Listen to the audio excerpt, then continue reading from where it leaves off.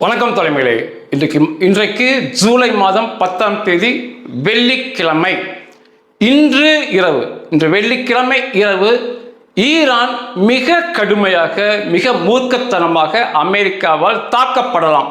அப்படியே இன்றிரவு தப்பித்தாலும் வருகின்ற நாட்களில் நிச்சயமாக தாக்கப்படலாம் என்று தெரிகிறது. இன்றைக்கு நான் பேசுகிற பதிவு உங்களுக்கு சந்தோஷத்தையும் கொடுக்கும், அதே சமயத்தில் ஒரு சின்ன வேதனையும் கொடுக்கும்.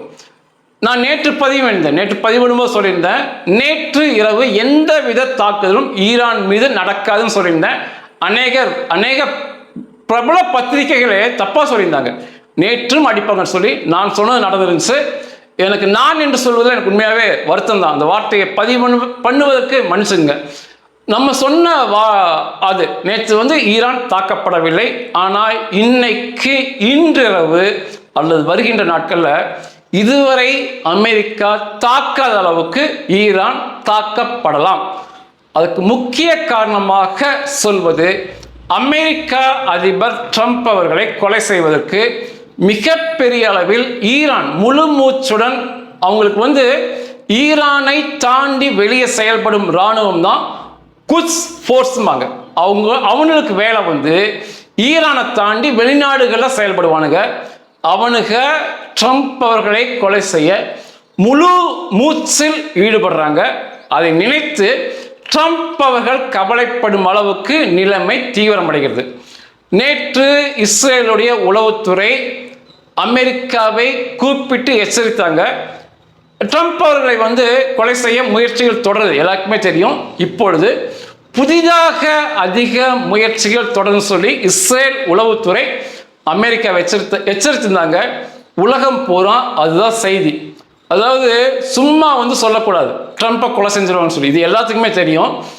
ஆதாரபூர்வமாக அமெரிக்காவுக்கு சொல்லணும்.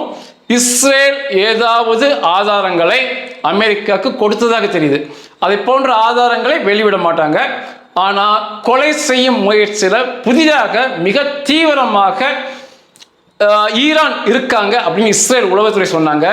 அதற்கு பதிலுக்கு அமெரிக்கா உளவுத்துறை CIA என்ன சொன்னாங்கன்னா, தொடர்ச்சியாக இதை போன்ற ட்ரம்ப் அவர்களின் உயிருக்கான அச்சுறுத்தல்கள் தொடர்கிறது, எங்களுக்கு தெரிய வந்து கொண்டிருக்குன்னு சொல்லி அவர்கள் உளவுத்துறை அதை உறுதிப்படுத்தினார்கள்.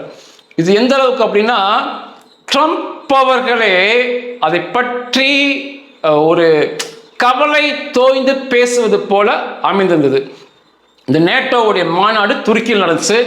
அங்கே பேசும்போது ட்ரம்ப் அவர்கள் பேசினார், ஈரானுடைய கொலை பட்டியலில் முதல் இடத்தில் என்னுடைய பெயர் இருக்கிறது. இன்றைக்கு காலையிலுமே அந்த கொலை பட்டியலில் என்னுடைய பெயர் தான் முதல்ல இருந்துச்சு. எனக்கு இருந்த சிறிய அதிர்ஷ்டத்தால் நான் இன்றைக்கு உங்களிடம் உயிரோடு பேசிட்டு இருக்கேன். ஆனால் இந்த அதிர்ஷ்டம் நீண்ட நாள் நீடிக்காது என்று நான் நம்புகிறேன் அப்படின்னு பேசியிருந்தார். அதாவது அந்த கொலை முயற்சி தீவிரமாக இருக்கு, ஒருவேளை ஈரான் வெற்றி பெறலாம் என்ற அளவுக்கு கூட உளவுத்துறை தகவல் வந்ததால் தான் ட்ரம்ப் அவர்கள் அந்த வார்த்தையை வெளிவிட்டார். தொடர்ச்சியாக பேசும்போது மிக கண்டித்து பேசியிருந்தார். அதாவது அழுக்கு நிறைந்த மக்கள் ஈரானை பார்த்து, மேலும் சாத்தானின் பிள்ளைகள் சொல்லி ஈரான் மக்களை பேசியிருந்தார்.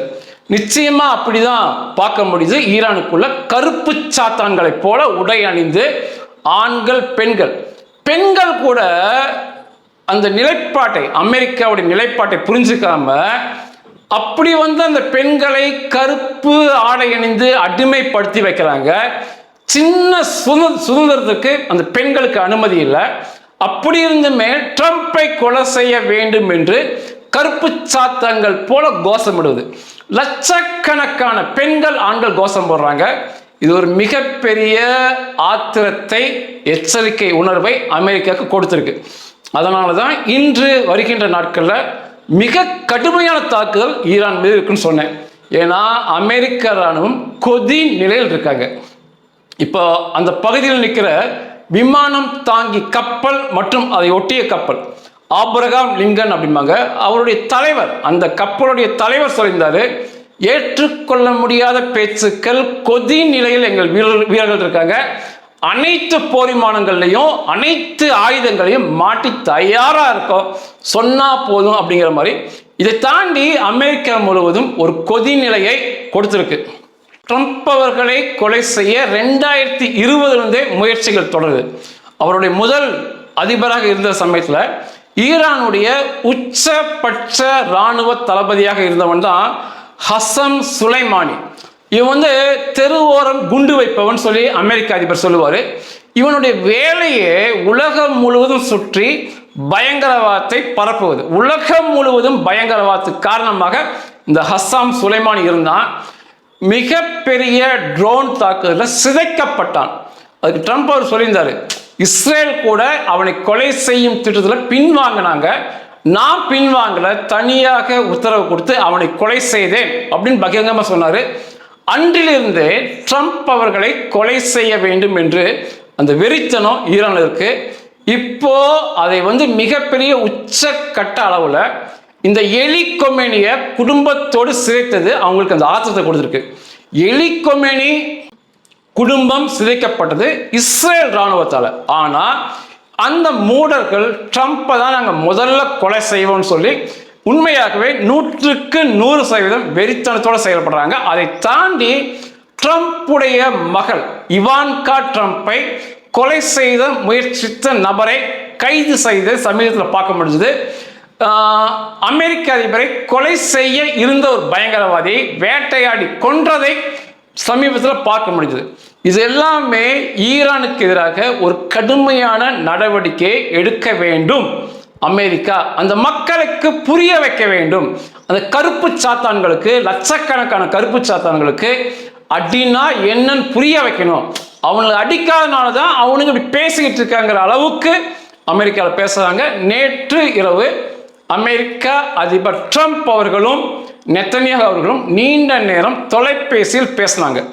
என்ன செய்ய போறாங்க இன்று இரவு நாளை நிச்சயமாக தெரியும். இன்று இரவே நாம எதிர்பார்க்கலாம். கடைசியாக இந்த ஜிகாதி பிரியர்களுக்கு ஒன்று சொல்லிக்கிறேன். பிறக்கும் போதே எல்லோருமே மரணம் அடைய பிறந்தவர்கள் தான்.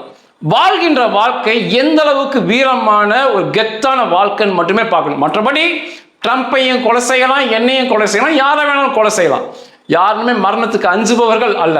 ஆனா இப்படி மூடத்தனமாக, உலக மகா மூடத்தனமாக ட்ரம்ப்பை ஏதாவது செய்துவிட்டால் ஈரான் என்ற ஒரு நாடு, அதில் உள்ள லட்சக்கணக்கான கோடிக்கணக்கான கருப்பு சாத்தான்கள் ஒருவனும் அந்த நாடும் இல்லாதபடி முற்றாக அளிக்கப்படும்.